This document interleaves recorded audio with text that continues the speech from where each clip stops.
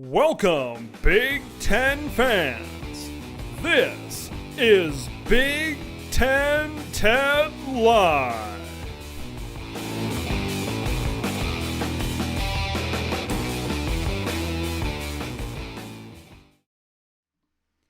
It's Wednesday night. You know what that means.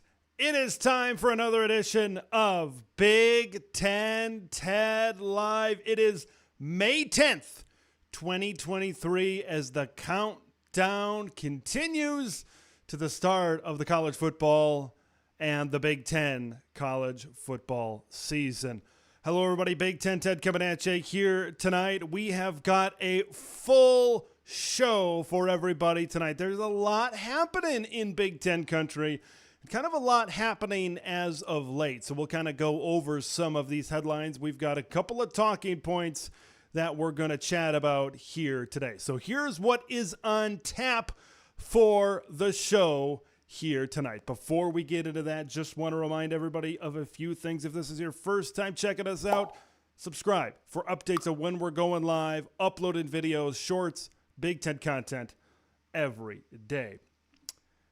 As well, you can join the show with a chat. You can join the show with a super chat, or you can talk to me, call in Big Ten Ted hotline, 715-600-2150. That's 715-600-2150. So however you choose to contribute to the show tonight, always looking forward to the banter back and forth with the Big Ten Ted Nation. So here's what we're going to talk about tonight. It was reported today by Brett McMurphy that the Big Ten is strongly considering not requiring Power 5 non-conference games. We're going to talk about that. What would this mean? Why is this happening?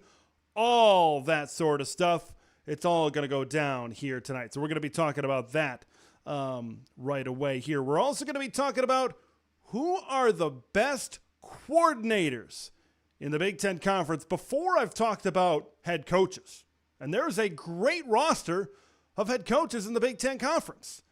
But who are some of the best coordinators that make those head coaches look really, really good? So we're going to talk about that. Coordinators, offensive and defensive coordinators. Who are the best?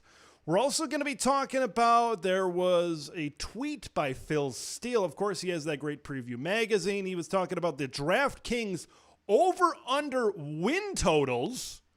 Over-under win totals for Big Ten teams. I think that's going to get a lot of, we're going to get a lot of debate on that one because that's very interesting. There's some where I say, hammer the over.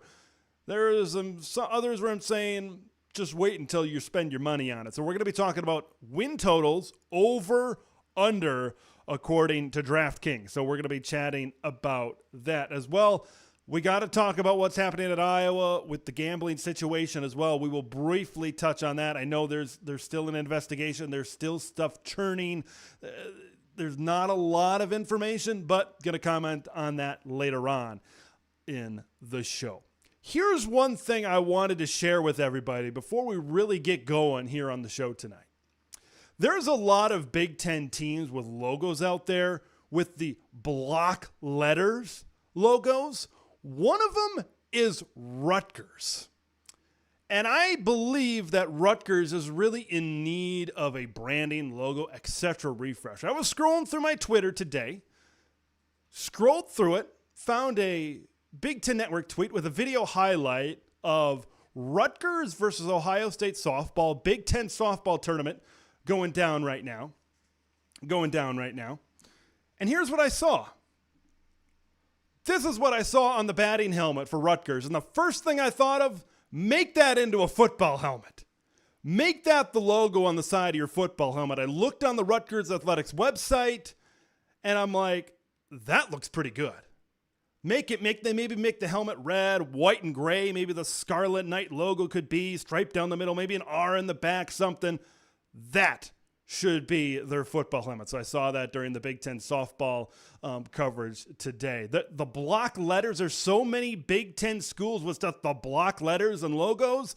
You got to refresh. Rutgers has kind of had the same branding. Rutgers has kind of had the same jerseys, more or less, since they were in the Big East in kind of the mid to late 2000s. So Rutgers, take notes from your softball team, put that logo on the side of your helmet, and maybe mix it up a little bit. So just wanted to share that with everybody before we really got going. Okay, let's talk about Big Ten. Let's talk about non-conference games. According to a report from Brett McMurphy that came down today, the Big Ten is, quote, strongly considering removing the requirement of having to play one non-conference game from the Power 5 leagues. That's the Big 12, that's the SEC, that's the ACC, and the Pac-12. This has been a requirement since 2016. And they're strongly considering taking away this requirement starting in 2024. 2016 and 2024. Those are 2 years that are very interesting as to when this requirement started and when this requirement will end. Let's talk about it.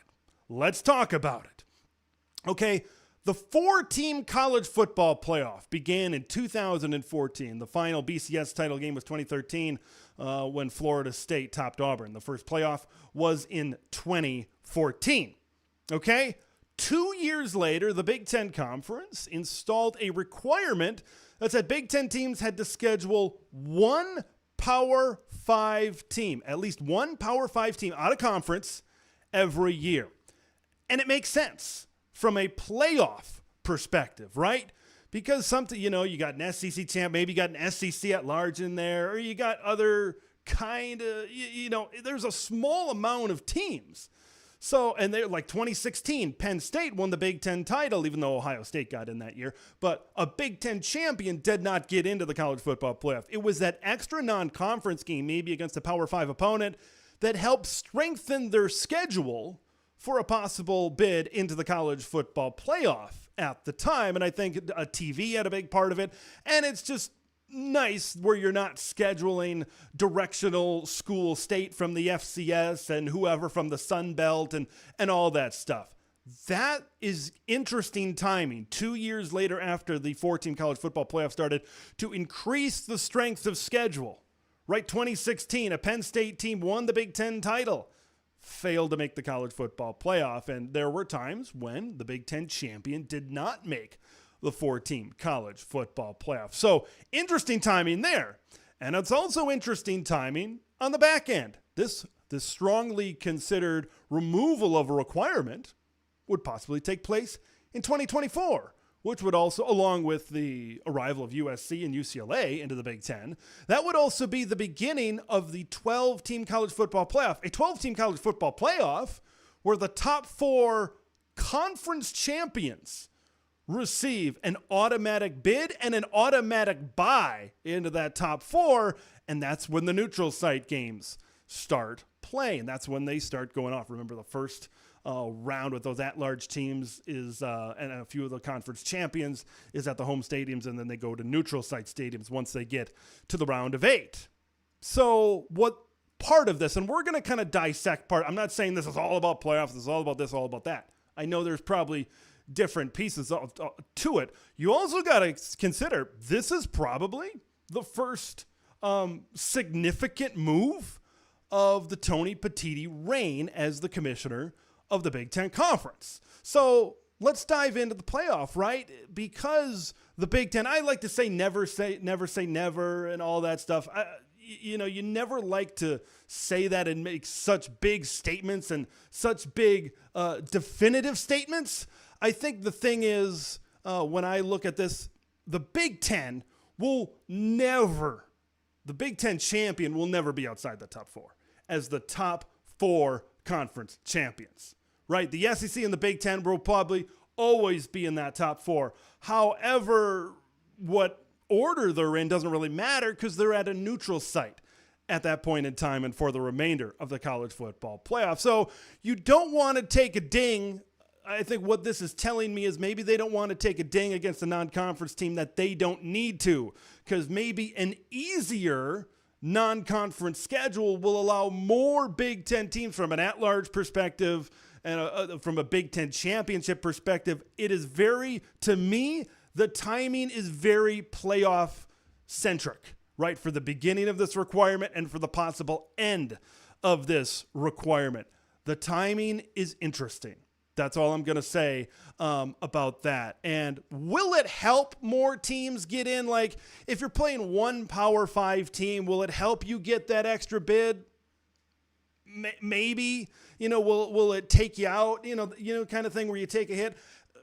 I don't know how big of a difference that's really going to make, right? If Penn State is playing Southeast Missouri State or they're playing Syracuse. West Virginia is actually a great example this year, the first game on Big Ten Saturday night. How big of a deal is that going to make for playoff teams that are already that good anyway? I'm just not sure. But here's another thing to remember. This is not a situation where all of a sudden we're going to cancel all of our Power 5 games. USC and Notre Dame is off the table. That's just not going to happen. I know that was maybe some people's reaction on the good old Twitterverse today, but the thing you've got, the athletic directors are still in charge of scheduling. This is still an important part of what an athletic director does on a year-by-year basis. You are still going to have USC, Notre Dame. You're still going to have some of these big non-conference games against Power 5 teams coming up, because really playing Power 5 teams could sometimes help a team, right? If we get rid of divisions, maybe instead of Ohio State, a team plays Northwestern. Instead of playing Michigan, they play Rutgers or whatever. And maybe they don't have the toughest of the tough in the Big Ten. Maybe they need that out-of-conference game to really make things big. I'm going to talk about this. I'm going to talk about the TV ramifications of all this, right? Now, because those bigger games a lot of times are played on neutral sites, and I am in favor of whatever it takes to get rid of neutral site games. Whatever it takes. That being said, would I rather see Michigan and Florida played at the Superdome in New Orleans, or would I rather see Michigan play Eastern Michigan in Ann Arbor? I'd probably take the first one. But from a TV perspective, more games in the home stadiums, less big games on a neutral site means more inventory, so to speak, for these TV networks. I don't understand why we can't just play home and homes, right? I don't know why. College football has such great home stadiums. Why can't we take advantage of these home stadiums? These one-off neutral site games. It's this.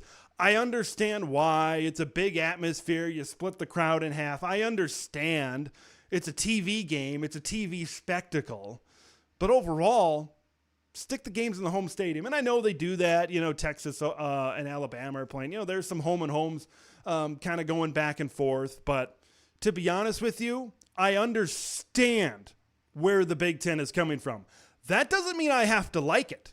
I understand that, we're maybe trying to have easier non-conference schedules so we can maybe get an extra team or two into the college football playoff, more revenue for more home games, because if there's a non-conference game, whoever the home team is, that's the TV rights that are able to broadcast that game. I understand a couple of those points. Doesn't mean I have to like it. I want to see, if I'm the commissioner of college football, I want to see home and homes. I want to see home and homes with USC against Texas. I want to see a home and home with Ohio State and Alabama. Like in basketball, I think they're going to get rid of it now because of the TV deal, but the ACC Big Ten Challenge in basketball. What about a Big Ten SEC Challenge in football? Where maybe these games are decided a year at a time, where half the teams are at home, half the teams are on the road, and you match them up 16 and 16, and you match up Big Ten and SEC teams. You talk about a television product, that's a great television product. You want to see SEC and Big Ten work together? You want to see ESPN and Fox work together? That's a way to do it. That'll deliver big-time interest early in the season in September, and that'll deliver big-time money and big-time ratings. Everybody wins. Everybody gets what they want, right? We'll see how this all shakes out. As I said, athletic directors are still going to do what they're going to do. The Big Ten is just removing the requirement that they have to play one Power 5 team. I think different athletic departments are going to approach it in different ways. I think that's where we're at right now. So we'll see. We'll see. Your favorite team's athletic director, you got to know, okay, which direction are they generally going to go in? Do they generally schedule out-of-conference Power 5 games? If they do, then they're probably going to continue to do so. If they generally don't, and they don't really go out on a limb from an on-conference perspective, then they might not. Then they might go FCS, a couple of G5s, and call it good. Try to get themselves into the college football playoff. It really depends on your school's athletic director. All right, let's take a look at some comments here. Some good comments coming in, because this is a very interesting topic.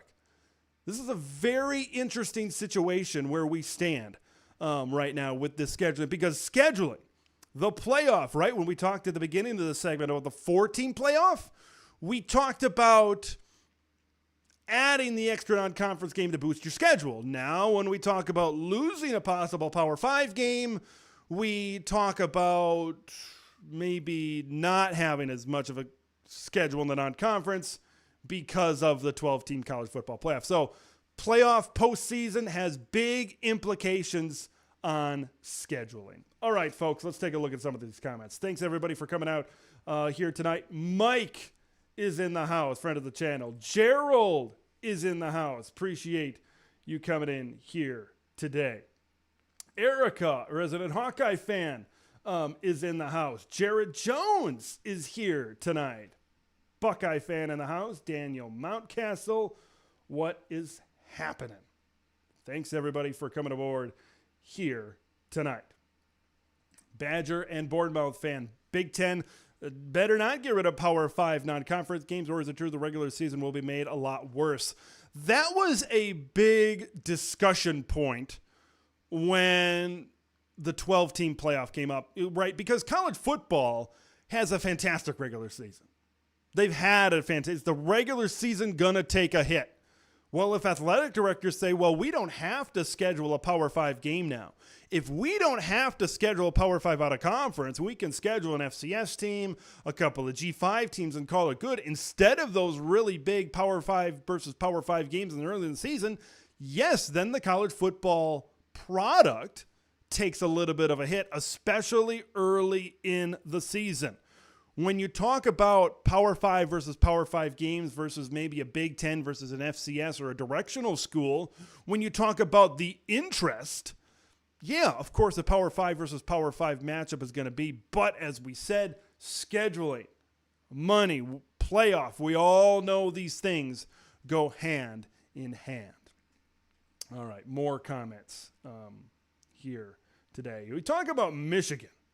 Michigan's an interesting one because this year, when I was doing my research, they don't play a Power 5 team. So it said in the Brett McMurphy article that there were some exceptions kind of over the years. They can apply for an exception. Maybe this year was one of those years. They added, teams like a UConn, Army, Navy, Cincinnati, schools like that kind of were thrown into that Power 5 exemption kind of as well. So, over the years, it got a little bit more flexible, and maybe this was just the end of the story here, so to speak. Gerald coming in with an interesting point, thinks it puts more pressure on the Big Ten. It's going to be interesting what USC does when they join the Big Ten Conference to see where that lies with Notre Dame and the relationship with Notre Dame. Because now USC is taking a jump up in their scheduling. It's going to be a lot tougher from a scheduling perspective, I think, for the USC Trojans. They're going to be playing a tougher schedule year in and year out. You got to think the TV networks are going to want to see big-time teams play USC in Los Angeles every single year. And then you got to factor in a Notre Dame game. That's 10 really tough games for USC, but maybe that's what we're signing up for. I don't see them outside of that Notre Dame game. I don't see them doing much in terms of their non-conference schedule over there.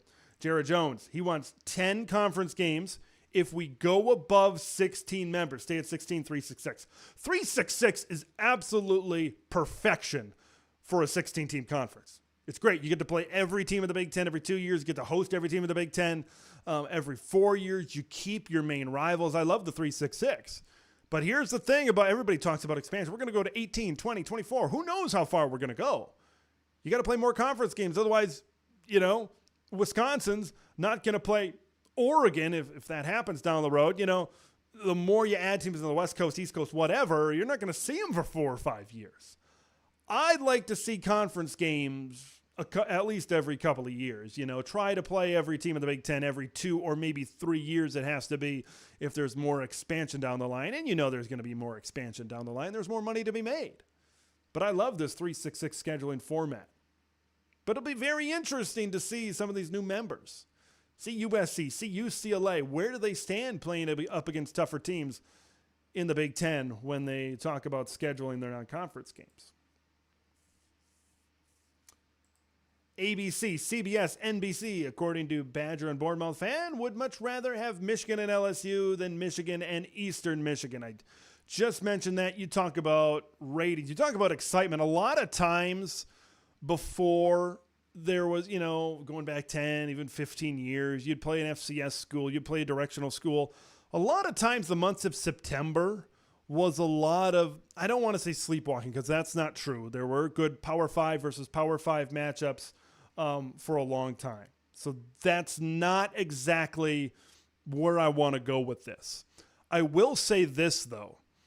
I believe that you're right, that a Michigan versus LSU matchup, those big-time non-conference games would draw more interest, but maybe that's not the way it's going to go right now. Gerald, the only time I want to see Michigan play in a neutral site game if it's a place to challenge some type of crowd record. And look at these stadiums. Look at Michigan. Look at Ohio State. Look at Penn State. This is over 100,000 people. This is over 100,000 people, folks. It's a lot of people that can fit into these stadiums. It's a lot of people. A lot of people. A lot of interest. When you talk about what bigger stadiums are out there than Michigan, than Penn State, than Ohio State? Jerry World? There's not a lot of bigger stadiums on planet Earth than some of our Big Ten stadiums. Gerald thinks this could mean 10 conference games in the future. It's certainly possible. So now, if you're taking away, that's an interesting perspective because you could be taking away a Power 5 game and adding a Big Ten game. That's completely possible as well. That I would not be surprised in the slightest to see that happen. That's an interesting perspective. Do they continue to expand and continue to invest in the Big Ten Conference with their opponents?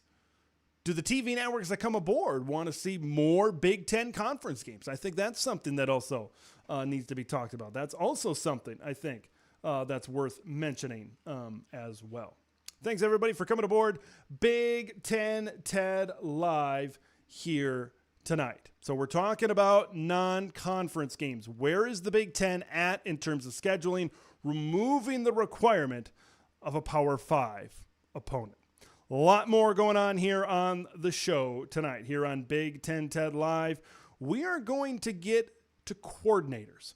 Who are the Big Ten's best coordinators? We're going to get to that. They are in no particular order, but I believe there's one that stands above the rest. I'm going to talk about who deserves to be in that category as some of the best coordinators in the Big Ten Conference. We got a lot of great head coaches in the Big Ten. There's a lot of coordinators that make those head coaches look really good as well. Got some DraftKings over-under on win totals this season. We're going to talk about that. Going to give my reaction on both. Should you hammer the over? Should you hammer the under? We'll see. We'll talk about that here later in the show. Badger and Bournemouth fan, Ted, how much pull do you think the networks have on the conferences and college football schedules in general compared to the past with all the money that they are forking over? I don't want to say so much that Fox and ESPN run college football because I don't know how accurate or inaccurate that really is. A lot of people do think that. I believe there's a lot of control. I believe that there is a significant amount of control. There were rumors. This has not been confirmed really by anybody of significance, at least that I've seen. But there were rumors that when the Big Ten originally wanted to expand west, They wanted USC and they wanted Oregon. But Fox said, nope, you're taking USC and UCLA and we're owning Los Angeles. That's what I've heard. That's what some other people have said. Once again, I haven't seen it confirmed at a national level, so to speak. But that's what I've heard from others in terms of that, where the Big Ten wanted to go west, but Fox said, not so much, not so fast. We want UCLA in on the fold as well. I believe when it comes to expansion, the networks have a big time say. They might almost have as much of an equal say, maybe more of a say than these university presidents.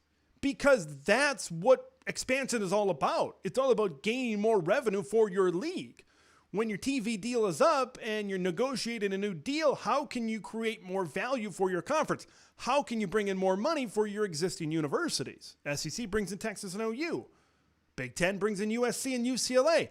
That's how maybe they brought in the NBCs. That's how they brought in the CBSs to this new media deal.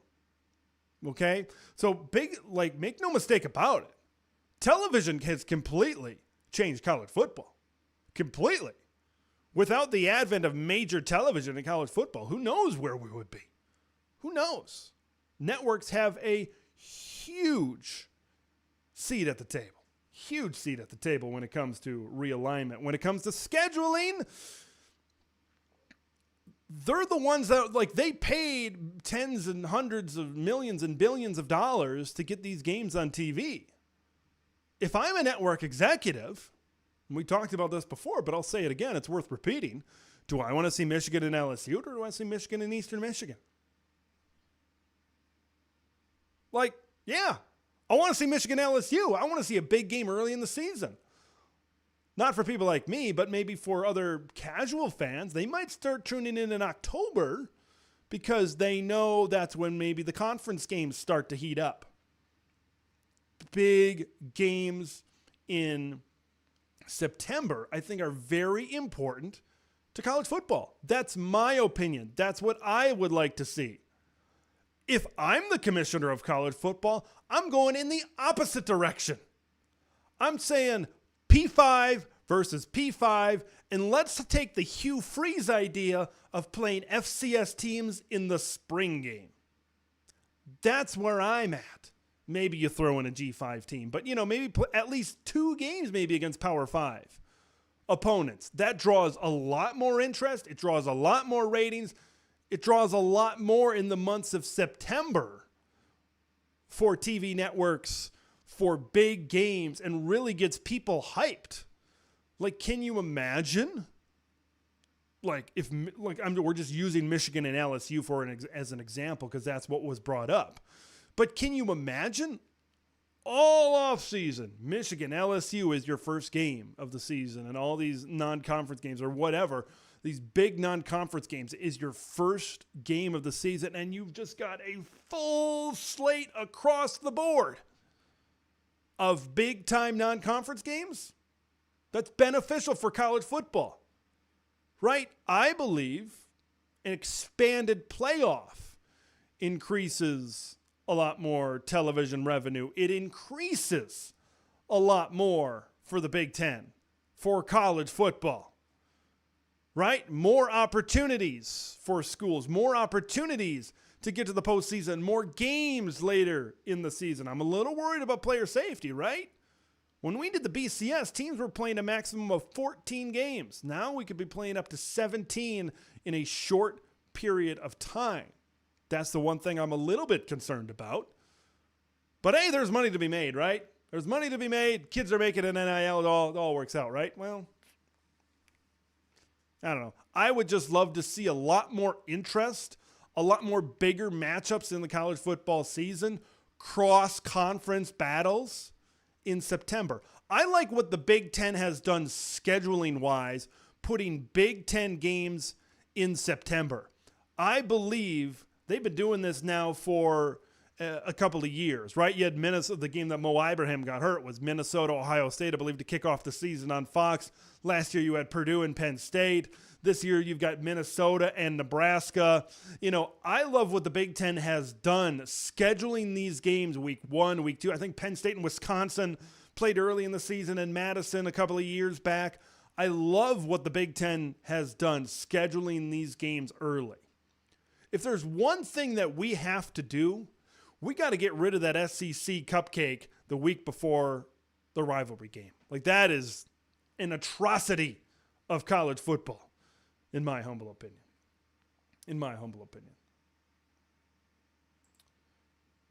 HD90 Dog, thanks for coming aboard here tonight. Please correct me if I'm wrong, but wouldn't a team have the luxury of scheduling some tough out-of-conference games and lose, but come back and win out of your conference and still get a bye? So let me read that through again.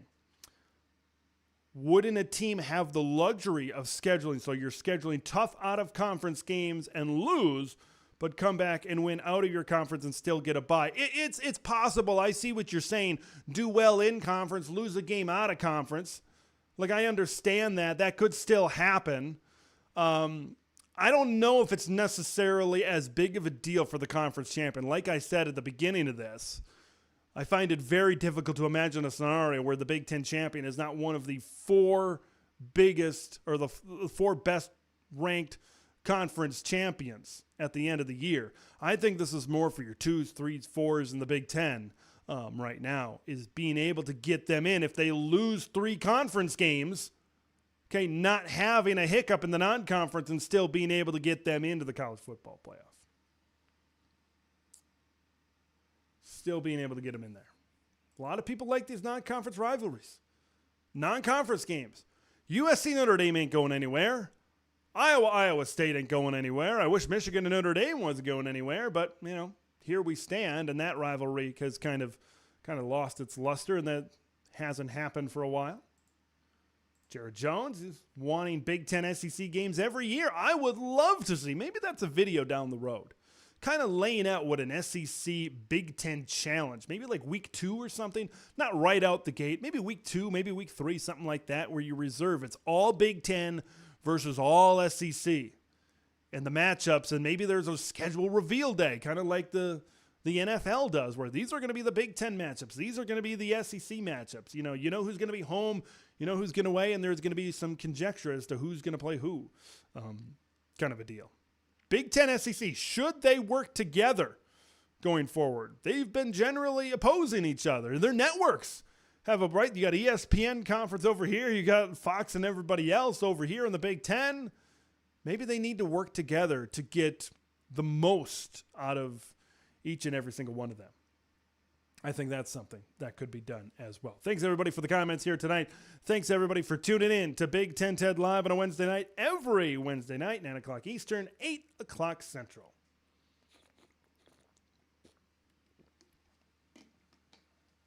All good stuff. All good stuff. Aloha Nate 2004. What about Michigan? So here's the deal with Michigan. I mentioned this earlier in the show. UConn is an independent, and there have kind of been teams added to this rule, according to Brett McMurphy's article, where Army, Navy, Cincinnati, UConn was one of those teams that was added, and Michigan played UConn last season. And there can be teams can apply for exceptions. You look at Michigan's non-conference schedule this year, there's got to be some exceptions to that rule in there for this season. And a lot of these times, and here's another thing I'm not a huge fan of, is all these conferences and all these teams scheduling so far out in advance. Ohio State announced today games for like 2028 and 2029. It's just like, why are we scheduling that far in advance? It's just, you don't know how each team is going to be that far down the road. A reason why a team might schedule could completely change in 4 or 5 years. I don't know. That's always been a weird thing to me about college football. Brian chiming in. I could see one season Big Ten SEC, one season ACC Big Ten. I think it's hard to schedule, like the Big Ten has 16 right now, the ACC has 14, 15 if you throw in Notre Dame.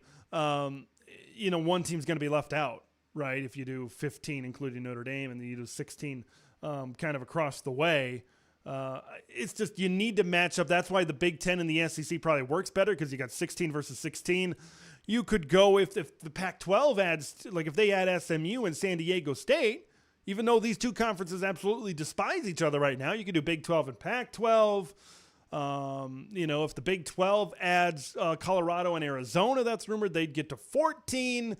And then maybe you could have the ACC against the Big 12, things like that. I just would love to see the Big Ten and the SEC work together and create a huge weekend with awesome non-conference matchups. Think about how hard can it be, right? How hard can it be?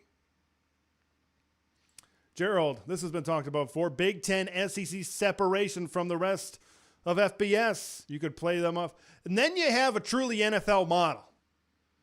Big Ten is your NFC. SEC is your AFC. Winner of the Big Ten, winner of the SEC. There's your national championship game. Right?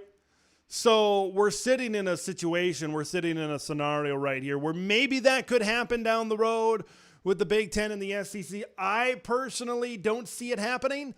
I don't think we're going to get there. I think the college football playoff is going to stay. I think the Big Ten and the SEC are going to work together, right? I wouldn't say they're working together quite right now, but I think they're going to work together eventually to get what they want, especially when we renegotiate this college football playoff TV deal for 2026. That's going to be a very key negotiation to see what the future of the sport is going forward.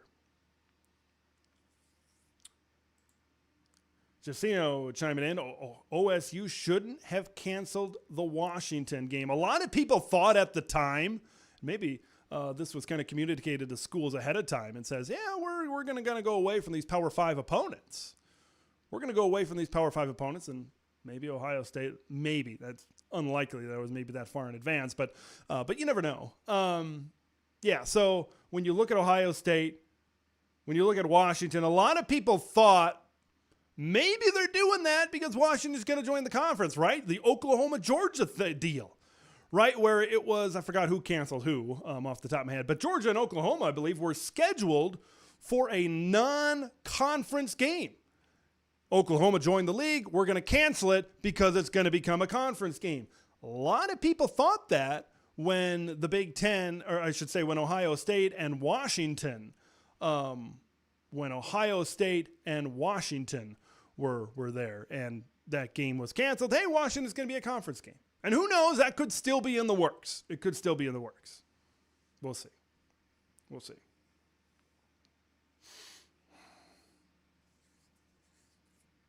Talking about salary caps. Yeah, we're getting way down the rabbit hole here. We're talking way about the future of college football. I don't know if we're ever going to get there. Your team's just got to have a good collective. That's where you need to be right now. You need to have a good collective, right? You need to have a really good head coach. You need to be able to recruit. You need to be able to do all of these things. So, will we get to salary caps eventually? It might be a while. Right now, we're in the collective era. We're in the NIL era. This thing is just getting going. And we're going to continue to see how far this thing goes down. Thanks, everybody, for joining Big Ten Ted Live tonight.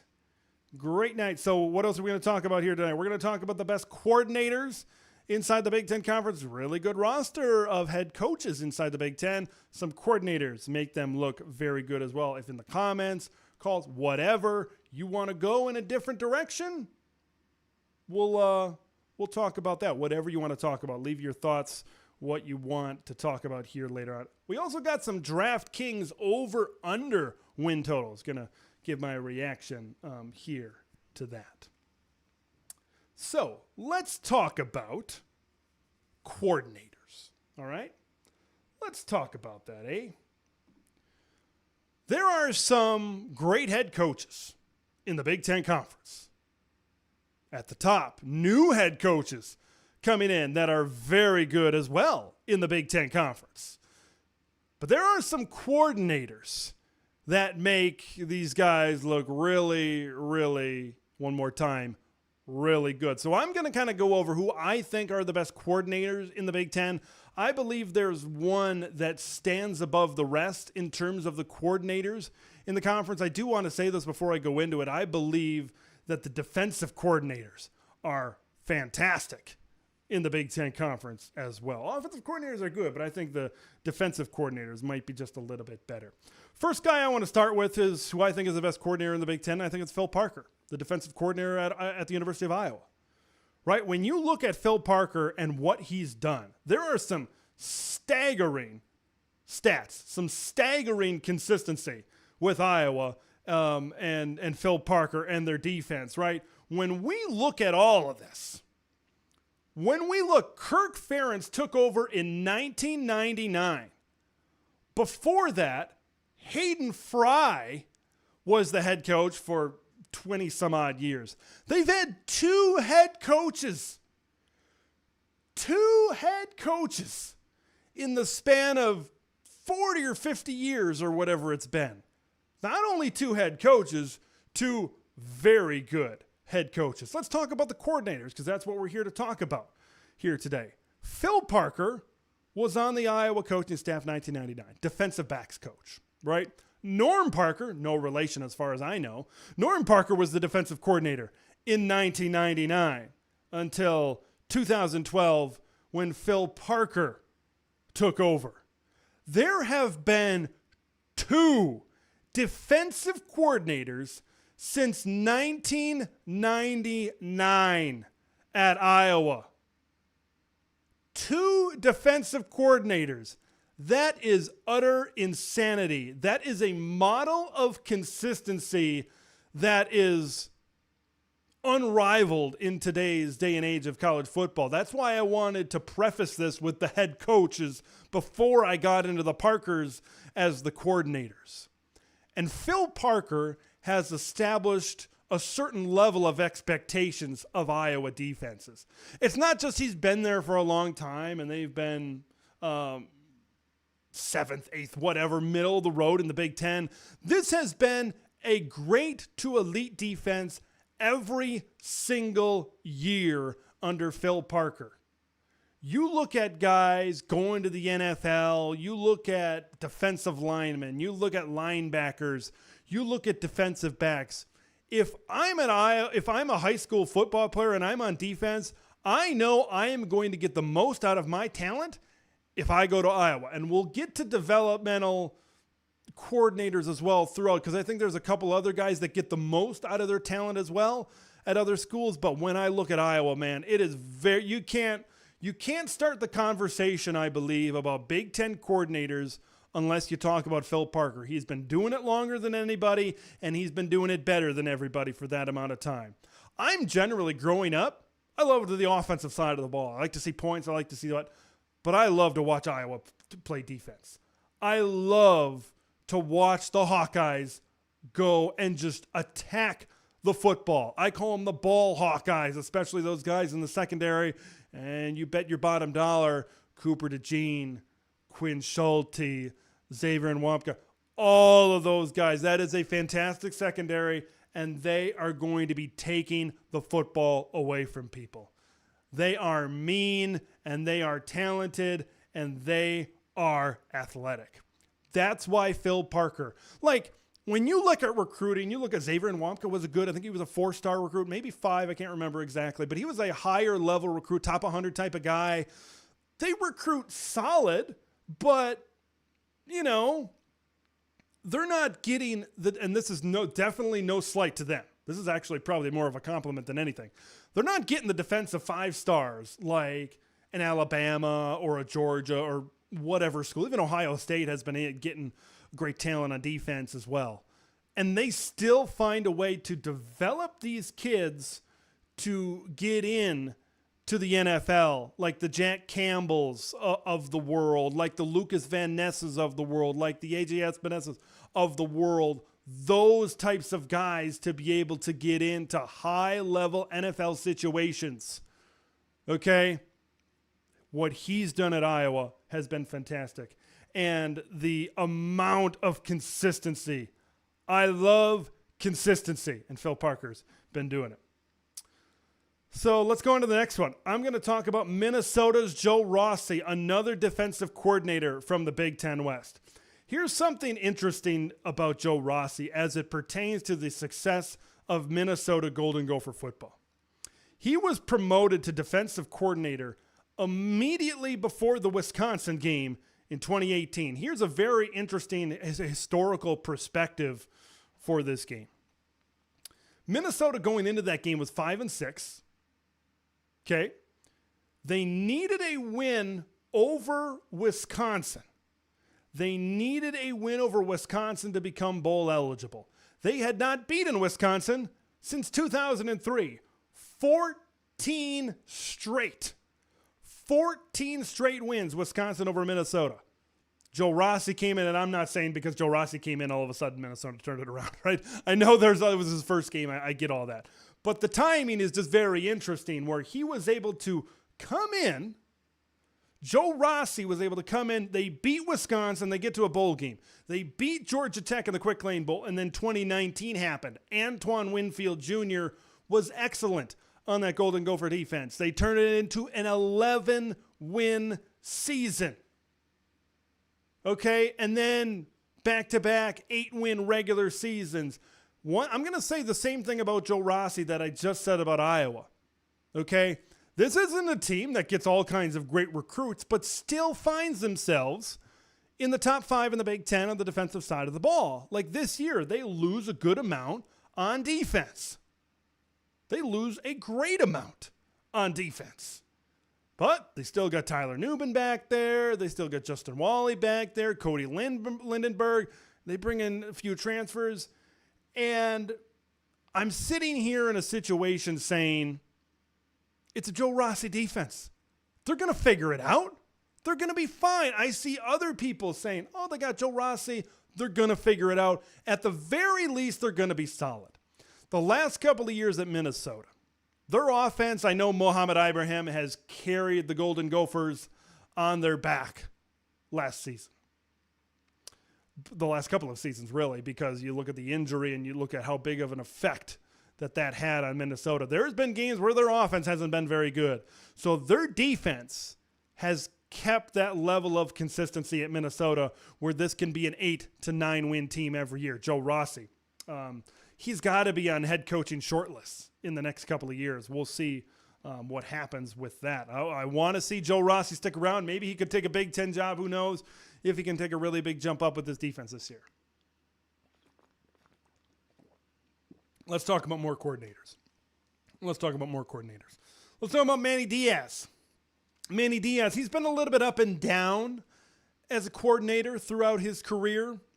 Of course, Texas was kind of up and down. Didn't go so well with him as Miami as a head coach. But Miami as a defensive coordinator, right? That was the turnover chain.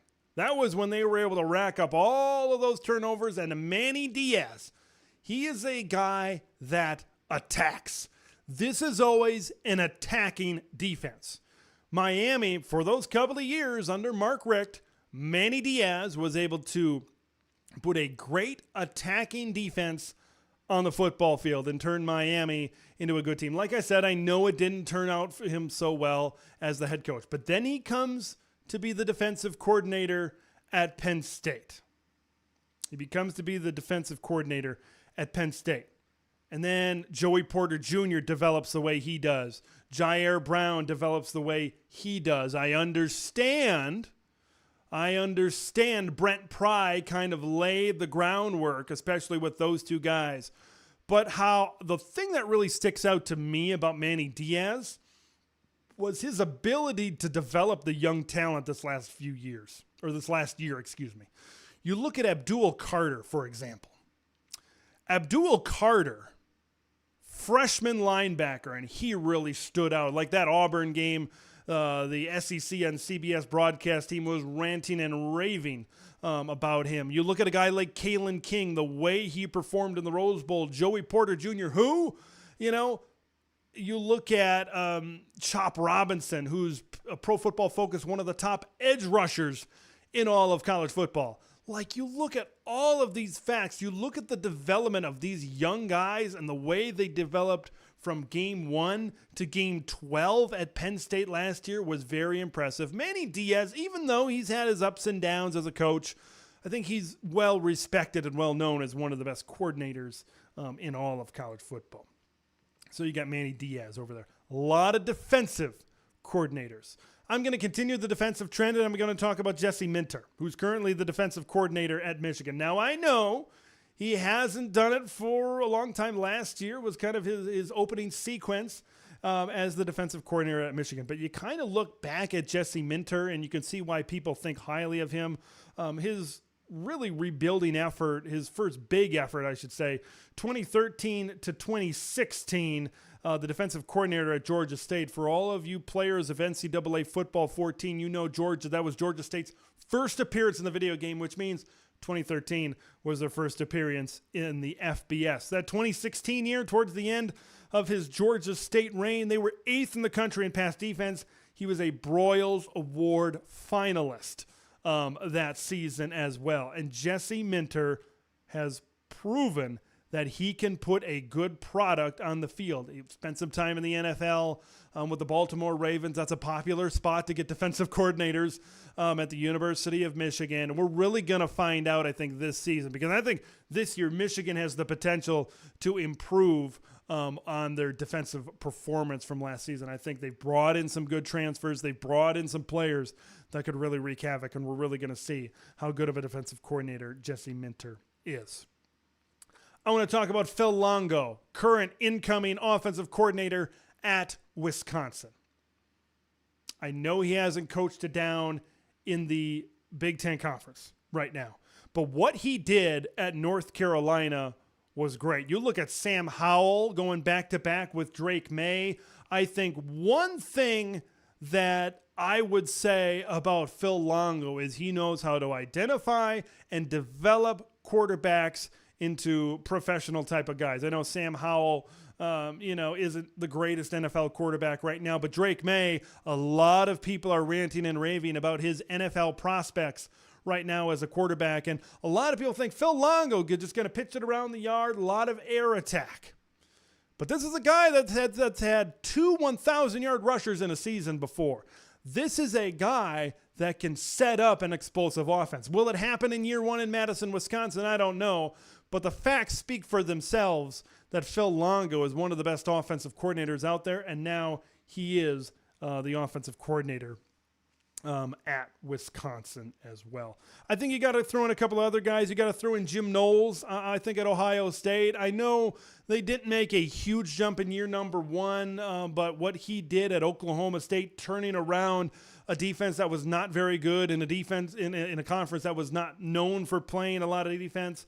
I believe he has the ability this year to really prove that he can be one of the best coordinators in the Big Ten Conference as well over there. I look at Mike Yurcich at Penn State.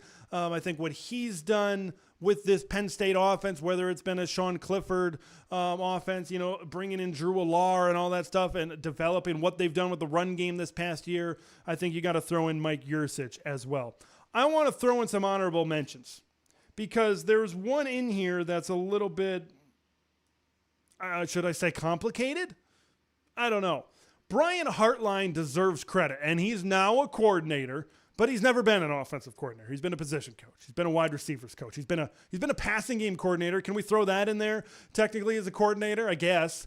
When I look at Brian Hartline, and I look at the success of Ohio State, especially their wide receivers, Brian Hartline is a huge reason why Ohio State is the way they are on the offensive side of the ball. What he's done in the development of these wide receivers and bringing in and recruiting and just all of this as it pertains to Brian Hartline, he is a huge part of the success of Ohio State football. And now he is the coordinator.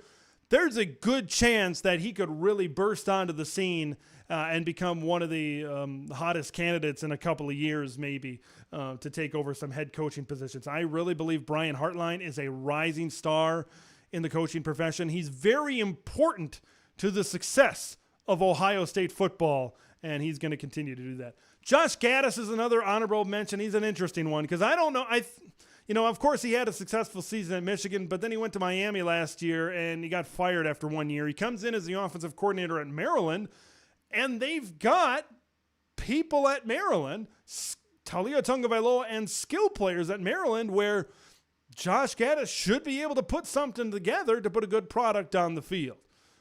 I think when he moved from Michigan to Miami, a lot of people thought Miami would take a lot of steps forward as an offense. It didn't happen with Josh Gaddis. Sherrone Moore comes in, and I think we have a smaller sample size of him, but he's got the ability this year to maybe work his way up into one of these top spots to be one of the top coordinators in the Big Ten Conference as well. How much can Sherrone Moore get out of these wide receiving cores? Because there's a lot of credit should go to Sherrone Moore as well. Those are some of my top coordinators in the Big Ten Conference. There's a lot that contribute to the success of some of these head coaches. Let's get to some comments. A lot of good comments here today. Let's take a look. Let's dive in. Let's dive in, shall we? Got a lot of talk. Big Ten, SEC. We know we love the Big Ten here. This is all Big Ten talk all the time. We know the SEC's dominant. We know the South is a ripe recruiting ground. It's tough to compete with the SEC. Ohio State missed field goal away from knocking off mighty Georgia this last season. So that's my brief talk on the Big Ten versus the SEC. Erica Goldberg, Phil Parker's the best. Absolutely. Phil Parker is very good at coaching defensive football. No doubt. A lot of people love themselves a lot of Phil Parker. How about Sunshine Design chiming in? Detroit Lions doing it the way they should. Jack Campbell in there as well. He's headed to Detroit. Jesse Minter from Greg, a pretty good coordinator over there. Can Sherrone Moore and Jesse Minter really solidify themselves as some of the best coordinators in the Big Ten and maybe all of college football as well? Jesse Minter, top 3. I think On3 put out some coordinator power rankings that kind of got my inspiration for this video. He was up there I think he was 2nd or 3rd in all of college football. I'm not sure if I would put Jesse Minter there in terms of college football rankings, but, I'll take it. Knights Templar, we talk about Illinois. You want to talk about Illinois? Start the discussion. We'll talk about Illinois. Right now, of course, Ryan Walters goes. I don't think Barry Lunny Jr. really moves the needle as an offensive coordinator. I believe Aaron Henry, former Wisconsin defensive back, now the defensive coordinator at Illinois. I believe Aaron Henry is going to be something. I think he's going to be a very good coach. Tony chiming in, thought Rossi would leave after last year. Maybe Rossi wants more than a MAC job. Maybe he thinks he can. I see kind of some coordinators kind of sticking around longer thinking, well, yeah, I could jump to a MAC job. I could jump to a G5 job, but maybe if I stick around here, I can jump to a Power 5 job as well. Worked pretty good for Kirby Smart, right? Worked pretty good here. Dallas Schwartz chiming in. Looks like USC fan excited about the way SC is building a defense. Oh, man, have they done some things in the transfer portal. Oh, man. Here's the thing what I want to see about USC. Could not tackle last season. I watched that Pac-12 championship game from a hotel in Fargo, North Dakota, and I was like, this is not good. They need to, if they want to, when I looked at Utah and USC in the Pac-12 championship, one team looked like a Big Ten team, and it wasn't USC. It was Utah. The physicality and the big boy football that Utah has generally played kind of reminded me of a Big Ten team. But USC doing some things in the transfer portal right now. They need to continue to recruit. I know the transfer portal patches some holes. USC definitely needs to patch some holes on defense. But they need to be able to have long-term success on defense. I think they're going to get it done. We'll just see if it gets them there. Badger and Bournemouth fan, where would you put Leonard if he was still at Wisconsin? It would be a lot closer for number 1. I still think I'd put Phil Parker number 1 on my coordinators list. But Jim Leonhard would be closer than really anybody else that I mentioned. I will say that. Looks like Jim Leonhard's maybe just taking a year off football, just kind of chill for a little bit, and then maybe he'll come back somewhere. Maybe the NFL could be in his future. I know he was offered some position with the Green Bay Packers while he was still at Wisconsin. So very interesting to see what the future is for Jim Leonhard. Jared Jones chiming in. USC is going to be a problem in the Big Ten. Lincoln Riley, it's such an interesting combination. Lincoln Riley's USC Trojans in the Big Ten Conference. Are they going to be like their talent? The talent that they are recruiting at USC is amazing right now. And the transfers and everybody, they're building momentum towards 2024. It's going to be very fun to see USC. I don't know what to think of that first year. Because right now USC, and the Pac-12 is a decent league, but it's not the Big Ten. That's a big step up. Very curious to see how that's all going to start in 2024. More comments. Tony chiming in. I've read stories about UCLA getting many good players in many sports, many citing the Big Ten move. It was reported that Dante Moore, I've mentioned him on this channel before, the quarterback, highly recruited 5-star quarterback out of the Detroit area, flipped his commitment from Oregon to UCLA because of the exposure that the Big Ten has to offer, especially from a television standpoint. It's going to happen, especially with LA now as a deep recruiting market. I think USC and UC, is going to be in that top tier with Penn State, Ohio State, and Michigan. That's a pretty good tier one. I was going to talk about tier one versus tier one, Big Ten and SEC, but I had to pivot with some of these other topics that kind of came in at the last minute. I see UCLA being one of those top teams in tier two. I see UCLA being on par with the Iowas of the world, the Minnesotas of the world, the Wisconsins of the world, on a good year, the Michigan States of the world. You know, that's where I see UCLA possibly being. Maybe like an 8-9 win team in the Big Ten. That's where I see. I think Chip Kelly is really building them for 2024. Yeah. Here's the thing about in basketball, right? It's little brother in football. I get that's going to be a fun rivalry, USC and UCLA, to see who really starts off better in the Big Ten Conference between the Bruins and the Trojans. I mean, you got Malachi Nelson, highly recruited quarterback coming in. You got Dante Moore. They're coming in with a bang at the quarterback position. UCLA, don't sleep on the Bruins. Like Chip Kelly has put to 8-4 season a couple of years back, 9-3 this past year. Like UCLA was ranked in the top 15 in the country. I don't think they quite cracked the top 10 this past year, but they're building something at UCLA. That's something we need to keep an eye on, Big Ten fans. We know USC is going to be good. They're a blue blood. They got Lincoln Riley. They're going to be fine. But keep an eye on UCLA, especially those fans of kind of mid-tier Big Ten teams. You know, your Michigan, not Michigan. They're definitely a top-tier team. I don't know why I said Michigan. Iowa's, Minnesota's, I already mentioned those teams. Illinois, teams like that. UCLA, I think, is going to be at the top of that tier. That's where I'm at right now. Gerald, it's funny, when Gaddis went to Maryland, Loxley had some words about who was responsible for the Bama offense. Mike Loxley just got a contract extension at Maryland. It's been and he's becoming one of the better coaches in the Big Ten Conference. He continues to stay at Maryland. He continues to really build up that program, recruit DMV extremely well. They really hammered that point home in the spring game. They ran that graphic that more than half of their roster is DMV kids. They ran that like 3 or 4 times during the spring game broadcast. Mike Loxley is doing it the way it should be done. And he's going to benefit from maybe not having to play Ohio State, Michigan, Penn State every year if we do go in that direction starting in 2024. Jared Jones, appreciate the super chats, appreciate the love, appreciate everything here. Great way to support the channel. Appreciate that from Jared. I'll tell you what, YT Sparty, I don't talk a lot of NFL on here, but if I do talk NFL, I'm talking NFC North. I grew up in Wisconsin, currently live in Minnesota.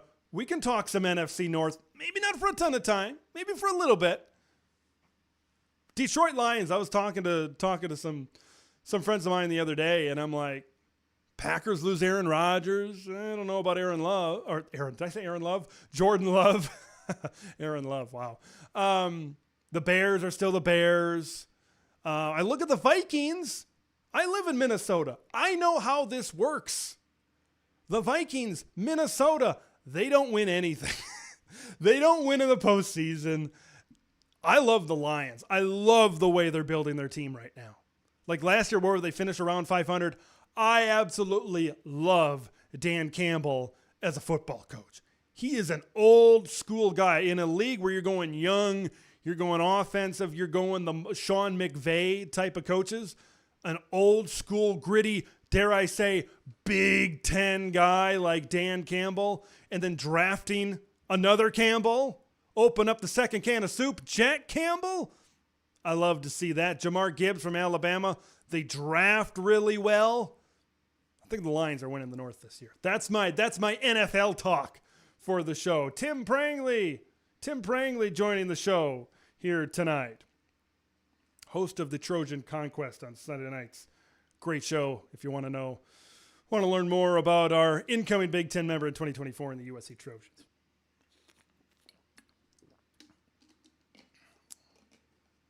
Good show. Good comments tonight, everybody. We're going to get there. We're going to get to September.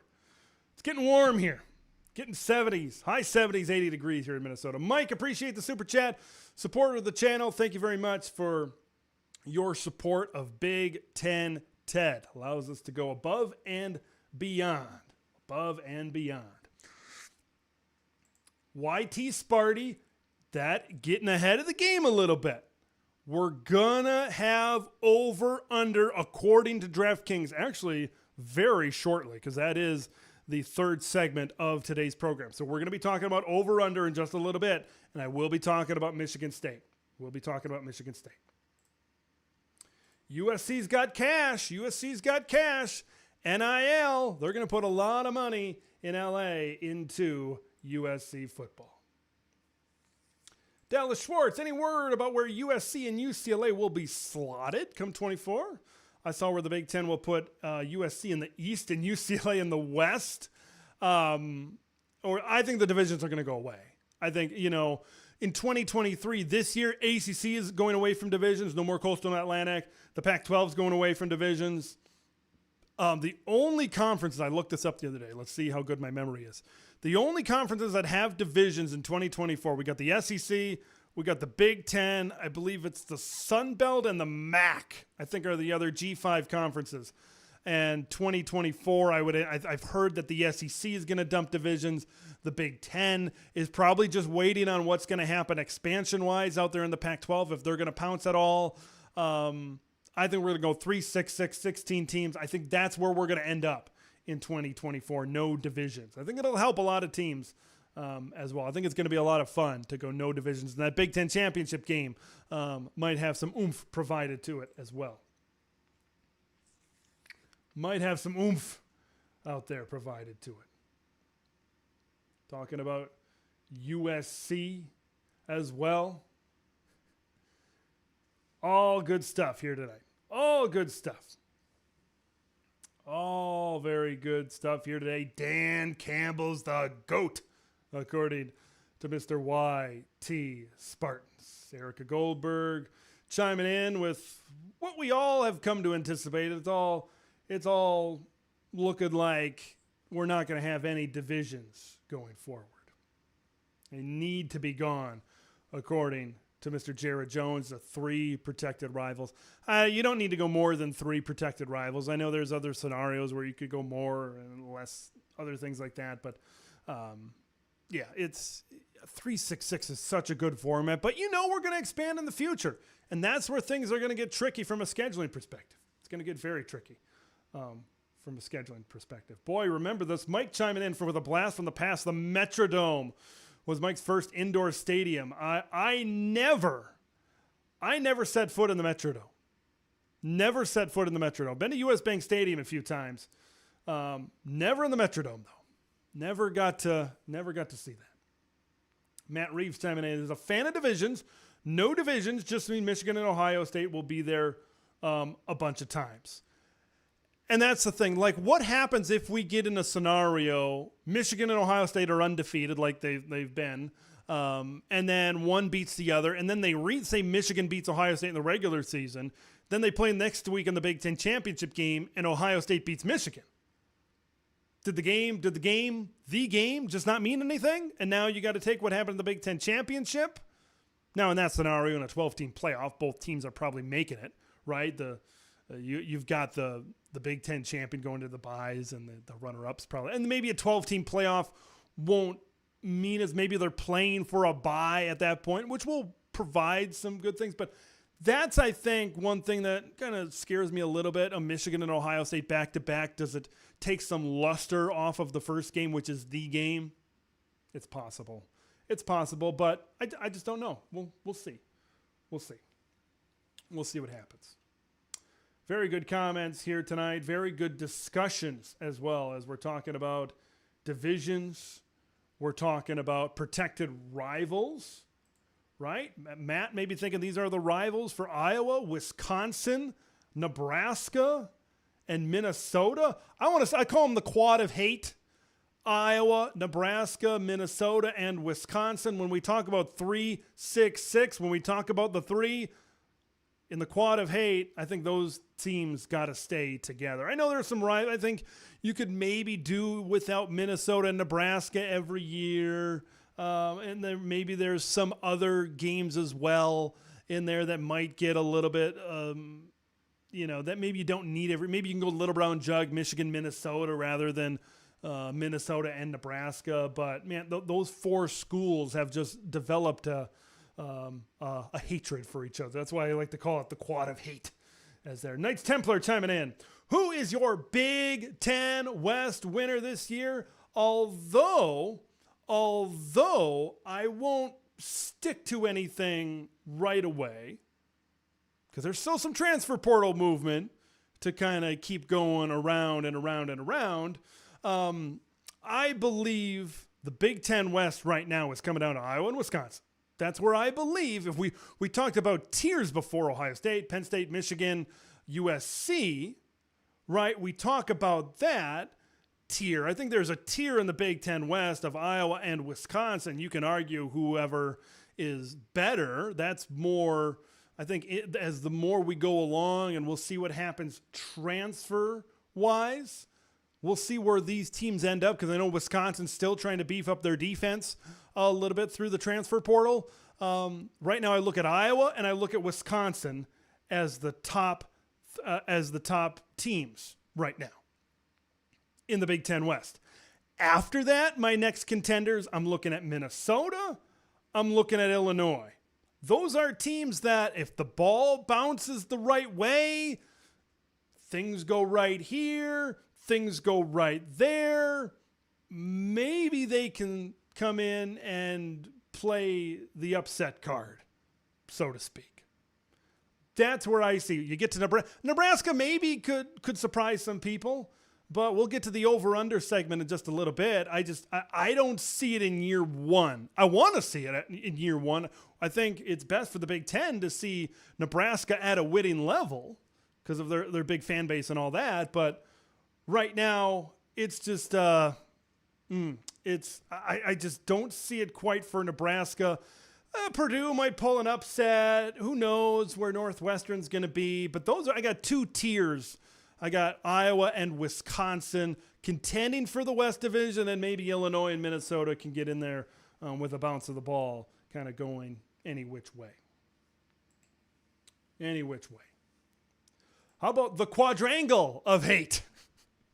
How about the square of seething? Whatever you call it, however you want to call it. Quad of hate, square of seething, whatever you want to call it. I think Iowa, Nebraska, Wisconsin, and Minnesota should stay together in this 3-6-6 scheduling format. I make up stuff. I like to get creative every now and then. So, all right, good stuff here. Good stuff here, ladies and gentlemen. Let's move on to the next segment. Let's move on to over-unders. Over-unders. Let's throw up the graphic. Here it is. Phil Steele, puts out a great, maybe the best preview magazine in the country. According to DraftKings, here are some over-under win totals for the Big Ten. And this is going to take some dissecting here. We're going to dissect this a little bit. All right. Wisconsin and Iowa. I'm going to start there. I'm going to start first when I look at this graphic about Wisconsin and Iowa. Wisconsin right now, their over-under is 9. Iowa's at 7.5. Let's meet those in the middle. Right now, if I'm in Vegas, 8.5 for both teams, the Iowa and Wisconsin, seems fairly good, right? Seems fairly, right? Look at Iowa, for example. At 7.5, when I look at the Hawkeyes, like, hammer the over, baby. Like, when I look at Iowa, their toughest games right now. When you look at the Hawkeyes, you look at the Penn State game and the Wisconsin games, which are on the road, okay? Those are probably your toughest games right now. Actually, I don't think it's a question. Those are your toughest games. After that, home against Illinois, home against Minnesota, at Nebraska, they're going to be favored in all of those games. 7.5 seems very low to me. That's the thing that first popped out to me. Everything at Wisconsin maybe should be a little bit of a notch lower, but I can see 9. I can see where maybe people are coming from with that. A lot of expectations for them. But when I look at 7.5 for Iowa, I just, a little bit of a head scratcher right there. As you can see, this was May 7th, so this was fairly recent right here. So hammer the over on the Iowa Hawkeyes right now. Michigan and Ohio State, I have no problem at 10.5 because you got to factor in Penn State. Let's talk about Penn State for a minute. The Nittany Lions at 9.5, right? Penn State plays Iowa in the 3rd game of the year, 4th game of the year. One of those. It's late September. Iowa plays Penn State. Let's say in a scenario, Iowa goes into Happy Valley and beats Penn State. Okay, let's say that happens. Penn State still has to play Michigan. They still got to play Ohio State. So if they're losing to Iowa, that 9.5 is kind of teetering right there. If Penn State is able to beat Iowa, I think it's a fairly comfortable bet that you can put your money on the over right there with Penn State. That's kind of how I feel about that. When I look at Wisconsin, they've got some interesting matchups. I know there's a lot of expectations for those, and yours truly has kind of elaborated on that here the last couple of months. When I look at Wisconsin, it's very, very interesting right now because at Purdue, Illinois, I don't think is a guarantee. Iowa's definitely not a guarantee. There's some in there where maybe you break it down a little bit. Maybe that could be brought down. My gut is telling me 8-4, maybe 9-3 for Wisconsin. That's what my gut is telling me. Okay, I know that they've brought in a lot of talent, and I'll continue to be high on them. And I think their offense is going to be good. Their defense is, I think, the thing that maybe intrigues me, I'll say a little bit. Okay, because this has been a team that's been built on the running game, that's been built on defense for some time. And now, all of a sudden, is Wisconsin going to be playing in a shootout? I know this is a completely coaching staff, and I'm not sure if Luke Fickell wants to play shootout versus shootout, right? He's a defensive guy. So that remains to be seen about Wisconsin. Other things that stand out to me, Indiana at 3.5. I think you could probably go over on them. Akron and Indiana State are pretty solid wins for them. Louisville, Rutgers, Michigan State, Purdue could all be competitive. Would not surprise me to see Indiana sweep those games. Louisville might be a little bit tough. Jeff Brom has done some good things in the transfer portal. I think Indiana right now beats Rutgers. I think it's close against Michigan State. I think it's close against Purdue. Michigan State at 5.5. Even despite their big losses of Peyton Thorne and Keon Coleman, 5.5 seems right for them. I had them floating around 5, 6, 7 wins with Peyton Thorne, with Keon Coleman. The more time that goes by, the more information we get, the more it seems like maybe Noah Kim was trending towards the top anyway. As the quarterback, we'll see if Michigan State can still find a way to get to, and that's got to be. You got to show signs of progress at Michigan State this year. Can they get to the over? Can they get to 6 wins? I think it will be a challenge for Michigan State. That's what I'll say for them, because remember, they have to play Washington, a very good Washington team out of conference. When you look at the schedule for Michigan State, Washington, Iowa, Michigan, Minnesota, Ohio State, Penn State. That's 6 potential losses right there. And I didn't mention Nebraska. I didn't mention going on the road to Indiana. I didn't mention Maryland. That's where I'm sitting right now with the Michigan State Spartans. Everything else is pretty par for the course. I think Nebraska's, 6 wins is a good spot for them in year number 1. Show some progress, get to the postseason, extend your season a little bit. Those bowl practices are extremely important. So I think that right there for Nebraska is about right where it should be. With these over-unders. Some very interesting conversation. Some very interesting things coming out of this. But the one that really popped out to me was Iowa. Man, that really popped out to me. All right, let's get to some comments.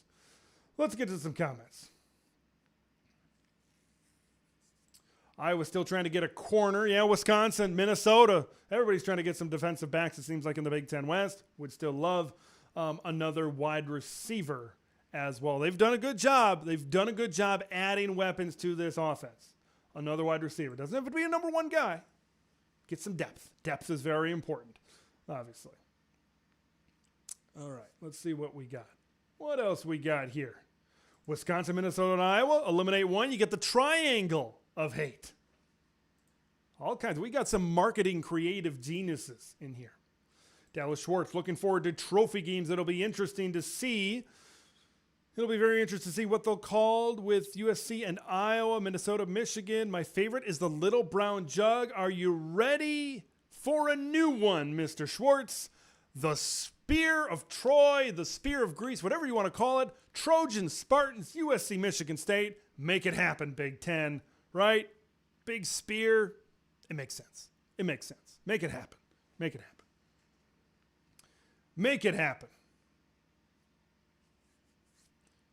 All right, let's see what else we got here. Yes, Erica says 7.5 for Iowa is ridiculous. It is slightly ridiculous. Yeah, it was perplexing. And obviously over-unders and odds and all those things can change. But yeah, it was a little, maybe they're putting too much into what they think about Brian Ferentz there. Yeah, and poor Rutgers. They weren't even on the list. They weren't even on there. I'll throw you on Rutgers. Let's go. Let's put the graphic back up. Rutgers, I'm going, what do you got? Indiana, Northwestern at 3.5. I'd go Rutgers at 3.5, maybe 4.5. Yeah, maybe 3.5. I'd probably go 3.5. Just throw them into that Indiana and Northwestern category. Yeah, I'd probably go there. On Rutgers. Yeah, that's very unfortunate that they didn't put Rutgers on that. Good catch by you guys. Good catch at all. Wisconsin has upgraded their coach from YT Sparty. That they have. A lot of times these year number 1s can be a little bit tricky. Might be tricky with Matt Rule. It might, like when I look at Matt Rule and I look at Luke Fickell, these guys are going to get their program. Nebraska and Wisconsin, I feel confident, are going to be fine. But here's the thing you got to think about as well. If programs go up, and Wisconsin and Nebraska all of a sudden are winning 8-9 games, especially Nebraska, because Wisconsin was at that level. They just had one down year. Other programs have got to come down. It'll be very interesting to see. Someone's got to win. Someone's got to lose. Someone's got to come up. Someone's got to come down. Very, very interesting. We all talk about who's going up, but who's coming down? I think it's something that you got to take an eye on as well. Gavin C., Wisconsin at 9 for a first-year head coach is pretty crazy. Now, I will say this, that is a can be a correct statement, but I will say this about Wisconsin. They've had about as good of an offseason as anybody. Ask Nebraska how good off seasons have treated them in the past. So there's that. On the flip side, Wisconsin's done everything right. They've done everything right in trying to build a winner for this season. Can they build a winner this season? That remains to be seen. But right now, Wisconsin is sitting in a pretty good spot in year number 1 to try to be able to be a winner. YT Sparty. MSU defense better than advertised. You are correct. When I look at defense, Michigan State has struggled on defense even when they won 11 games. This was still a defense that gave up a lot of yards and gave up a lot of points. But there's good players, especially in the front 7 of this defense for Michigan State. You look at Jacoby Windman coming back. Chris Bogle's over there. They've brought in some good transfers from Texas A&M. Tamisi Adelier, I think his name is, looks pretty solid. They got some good players at linebacker. This is a good front 7. No Xavier Henderson on that back end this year in the secondary. I know they got Charles Brantley back out of the transfer portal after he went in. And I know they're in the mix for some defensive backs. They might have even gotten a transfer defensive back as well. This is a Michigan State defense that is going to be better and maybe keep them in a lot of games this season. A lot of season. YT Sparty is all about MSU and USC. Here's the thing. I put together a video months ago about who I think should be 3 protected rivals of all these teams. Here's the thing about Michigan State. Michigan State gets kind of the short end of the stick when it comes to 3 protected rivals if they get USC. If they get USC. You got to take into account the Michigan game, right? Michigan State. And you might have to take into effect the Penn State game, right? The land-grant trophy. That's been the rivalry game, the last game of the season for a while. So you could have Penn State, Michigan, and USC on your schedule every year. You could probably forego Penn State, maybe sub in Indiana, right? The old brass spittoon, Indiana and Michigan State, to maybe make it a little bit easier for the green and white of Michigan State.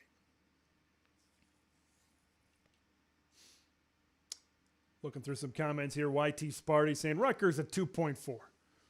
Rutgers, an interesting year for Rutgers. Very interesting year for the Scarlet Knights because I talked about this in my Coaches on the Hot Seat video. I feel like Rutgers needs to make a big step up. I feel like they need to try to get 5-7, 6-6, get close to a bowl game, see development out of Gavin Wimsatt. Otherwise, where are we going? Where are we going under Greg Schiano? I think that's where I'm at right now. Interesting comment here from Erica. High expectations for Iowa, but on the flip side, Kirk maybe outstaying his well. You got to think Kirk Ferentz is kind of getting to the end of his reign as well. Last week we talked about on the show possible Kirk Ferentz replacements. We kind of threw around some names as well. So, why not just throw it to Phil Parker? He's doing a good enough job.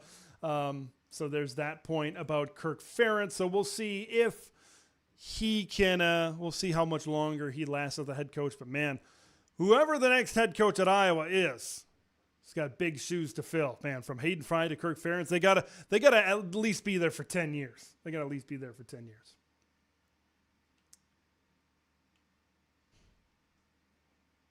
Tim Prangley.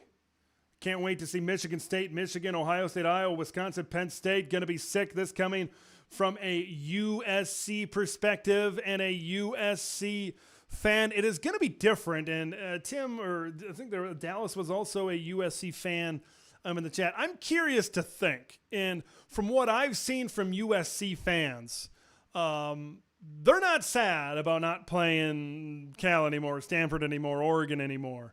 I'm just curious because a lot of times when Nebraska left the Big 12, we're not going to play Oklahoma anymore. Well, that's kind of sad. We're not going to play any of our old rivals, and a lot of the traditionalists maybe kind of get upset about that. For USC, I haven't really seen any of that. For USC, it's, who cares about playing Cal? Who cares about playing Stanford? Who cares about playing Oregon? Who cares about playing all these teams? We're going to be playing Ohio State. We're going to be playing Michigan. We're going to be playing da. We're going to be playing all of those. So be very curious to see it. UCLA, I know UCLA and Cal is maybe more of a rivalry than USC and Cal was. But it's just very interesting to hear that perspective, saying that, well, there's not a lot of love lost between USC and the Pac-12 schools, and say, yeah, we don't really care that we're not playing them anymore.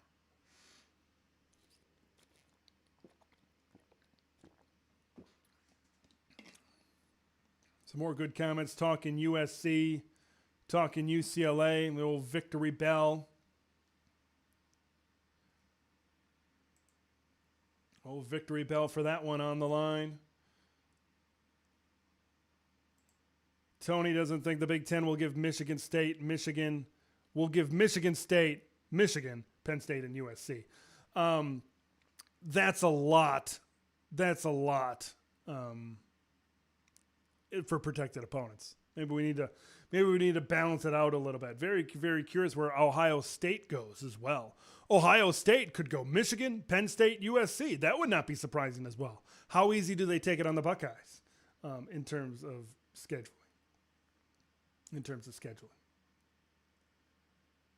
Gavin, maybe they'll make enough money to start a hockey program. You got Big Ten hockey, you got Big Ten wrestling. Very interesting in other sports how this all factors, especially with travel.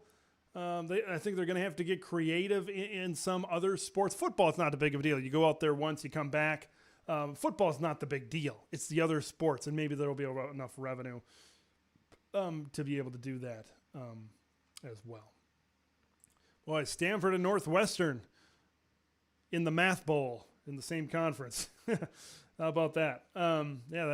It could happen. Not saying it will, but it could. It could. Dallas Schwartz ain't going to miss nobody. You know, you look at USC. I kind of looked at this. I know UCLA's kind of got a rivalry with Cal, I guess. But you kind of look at it, and you kind of look at the rest of USC, Stanford. I mean, you had Harbaugh and Pete Carroll for a while, but that doesn't really stand out as a rival. You kind of keep going on. USC and Oregon had a few decent battles. You know, maybe. You know, you kind of look at all these teams versus the Pac-12, and maybe it's not that big of a deal leaving. In fact, they're going to form bigger rivalries when they join the Big Ten. Form bigger rivalries. And this is Tim's approach. Not as much that I don't care about some of the Pac rivals as much as I'm stoked to play. So you're more excited to play in the Big Ten than you are disappointed you're not playing your California, Oregon, Washington, and Arizona rivals anymore. I get that. And I guess the Rocky Mountain schools, Colorado and Utah, which were added as of late. All good stuff tonight in the live chat on Big Ten Ted Live. It's been a good night. We continue to count down. Here's what's coming up on the channel. Sometime tomorrow, I haven't recorded it yet, but I'm going to be talking about the 5 upsets that could change the Big Ten football season, because there are some where teams could have a game at home against what is on paper is looking like a much better team, and the season could completely change even if one of these 5 upsets happens. I'm going to be talking about that Friday.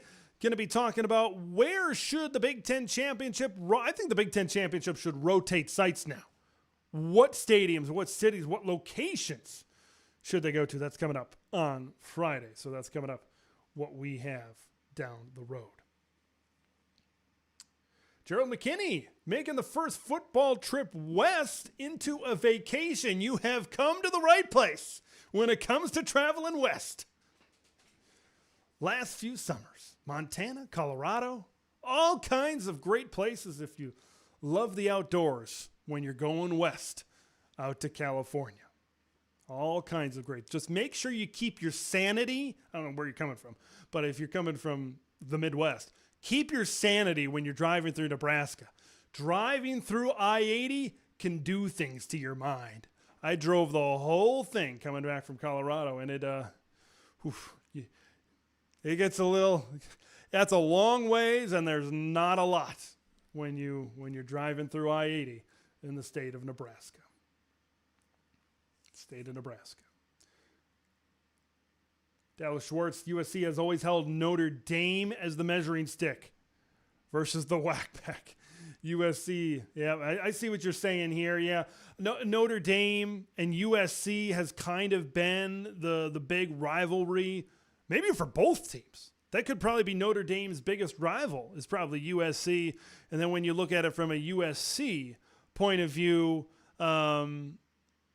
yeah, I mean, it's just, they just haven't had the competition. I mean, for so many years during the Pete Carroll era, they steamrolled the Pac-10. They steamrolled the Pac-10, and maybe there wasn't enough back and forth to really create those rivalries. Gerald saying championship game could rotate. You'll love the video on Friday as well, so make sure you stay tuned for that. YouTube Sparty saying he'd like to see the Big Ten Championship in Detroit. Spoiler alert, that's one of them. Tune in to see the others. Gavin thinking the Big Ten Championship will be at the Rose Bowl. Rose Bowl 1, it's a UCLA's home stadium. So you got to think other teams in the Big Ten might not like that. And number 2, the Rose Bowl is a playoff quarterfinal. I think it's going to rotate between a bunch of NFL stadiums.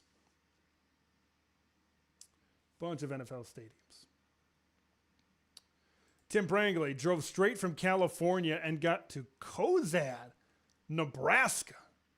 I have to look up that. Did I go through Cozad and tapped out? Man, it's somehow, some way, I did not take a break from a subway on the Nebraska-Colorado border and somehow got to Lincoln. And ate Cracker Barrel and regretted it. That was a day. That was a day, ladies and gentlemen, a few summers ago. Out in Cozad. He said he drove through Cozad, Nebraska. Oh, it's before Kearney. It's before Kearney. Between Kearney and North Platte. I'm sure I drove past it. Yeah, it's not easy. Some of those, give me the Kansas, driving through Kansas before Nebraska. Hilly, a little bit more scenic. The Dakotas have got the Badlands on the west side. Give me those drives before Nebraska. Any day of the week. YT Sparty, Notre Dame, the Big Ten, can't happen until 2036 because of the ACC deal grant of rights. But that's been said for a long time. That's been talked about on this channel as well before. So would we all love to see it? Yes. I'd love to see Notre Dame in the Big Ten. But the Big Ten's doing just fine. I'll say that as well.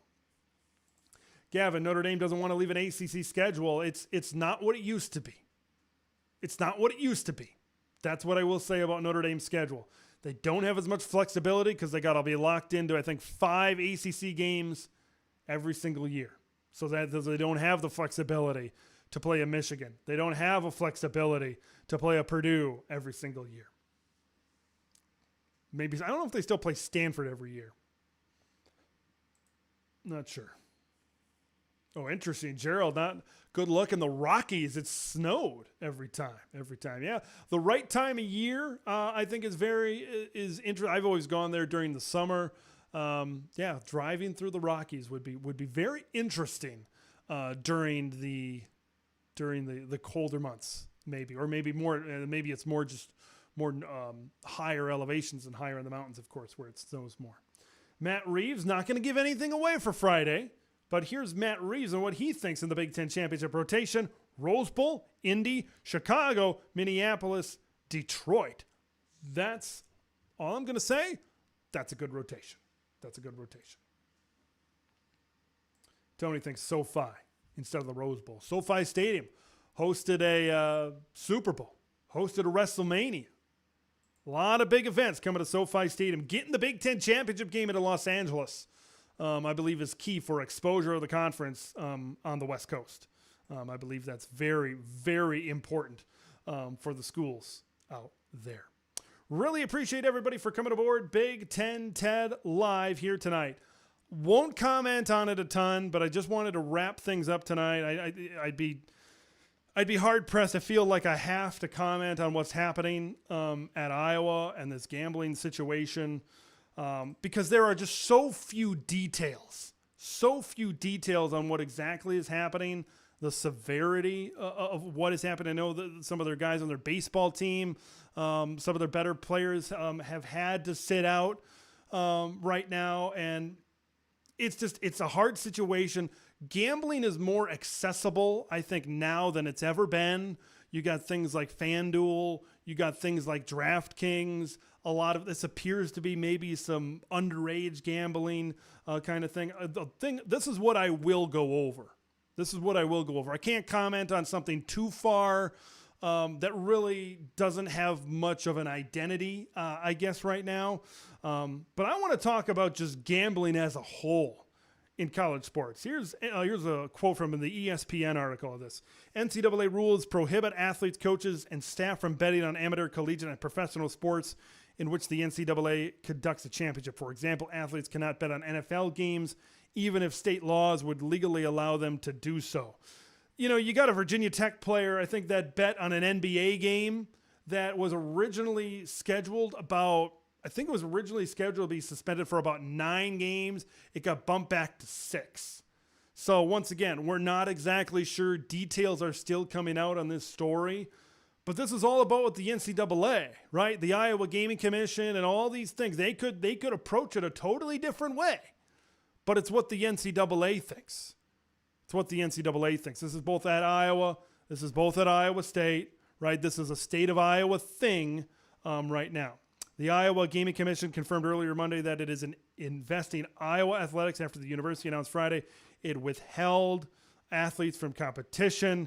Iowa was released after an Iowa-Ohio State baseball game with questions of unnamed athletes that were held back. I think there's just so much developing right now. You look at what happened with Alabama baseball and what happened with their coach ended up getting fired.